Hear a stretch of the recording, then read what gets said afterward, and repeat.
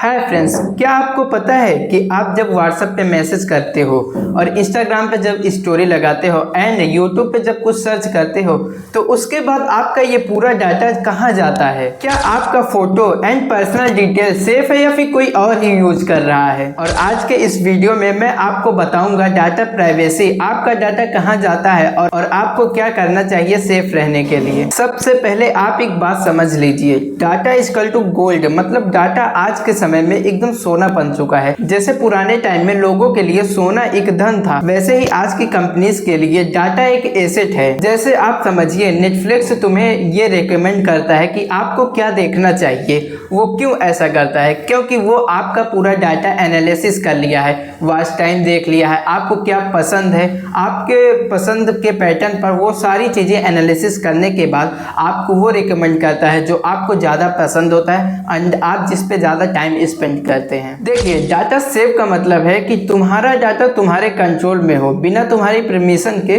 उसको कोई भी यूज ना कर सके। लेकिन रियलिटी में ऐसा नहीं है। चलिए अब एक सिंपल जर्नी देखते हैं कि जब आप फोन यूज करते हो तो तुम्हारा डाटा कहाँ जाता है। देखिए, जब आप ऐप इंस्टॉल करते हैं तो आपसे एक परमिशन मांगी जाती है। आपको फोन को अलाउ रखना है, माइक को अलाउ रखना है, लोकेशन को अलाउ रखना है। ये सारी परमिशन इसलिए मांगी जाती है कि ताकि आपका डाटा वो एनालिसिस कर सके। डाटा सीधा जाता है कंपनी के सर्वर पर। जब आप व्हाट्सएप यूज करते हैं तो वो डाटा जाता है मेटा पर, और जब इंडिया में टिकटॉक अवेलेबल था तब आपका डाटा जाता था चाइना के सर्वर में। मतलब सिंपल है, तुम ऐप को तो फ्री यूज कर रहे हो लेकिन उसका असली प्राइस तुम अपने डाटा से पे कर रहे हो। देखिए, जब कंपनीज डाटा को कलेक्ट करती है तो वो आपके नाम और नंबर से नहीं लेती, वो आपकी कैटेगरी भी चूज करती है। जैसे मान लो तुम फेसबुक पे जब अपना अकाउंट बनाते हो तो उसमें आपका यूज होता है name, email and phone number. ये आपका पर्सनल डाटा हो गया। और दूसरा डाटा कलेक्ट करता है आपके बिहेवियर के हिसाब से,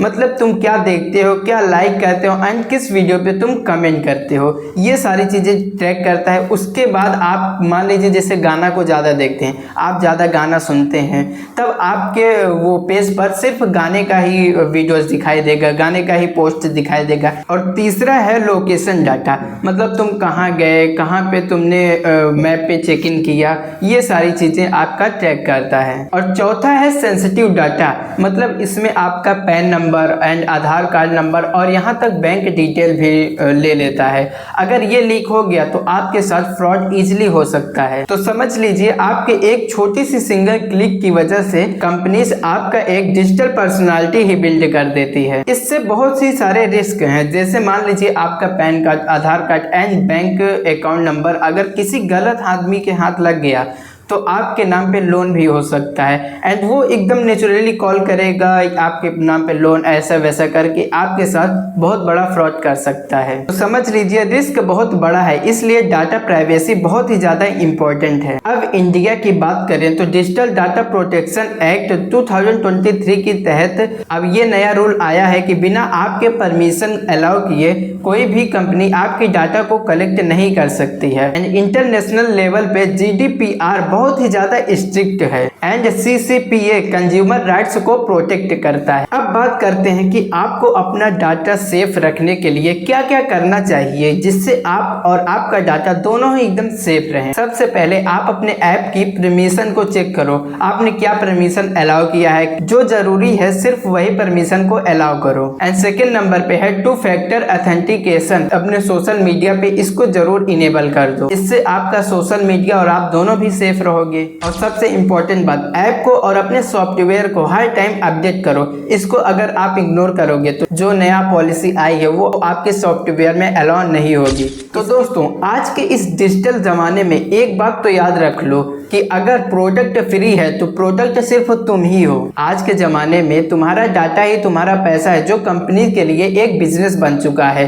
तो अब स्मार्ट बनिए, अपने डाटा को सेफ रखिए एंड अलर्ट रहो और अपने डाटा को भी सेफ रखो। और अगर वीडियो इन्फॉर्मेटिव लगी हो तो लाइक जरूर करना एंड चैनल को सब्सक्राइब कर लो ऐसे और इन्फॉर्मेटिव वीडियो के लिए। और अपने दोस्तों के पास जरूर शेयर करना ताकि वो भी अपने डाटा को सेव कर सके।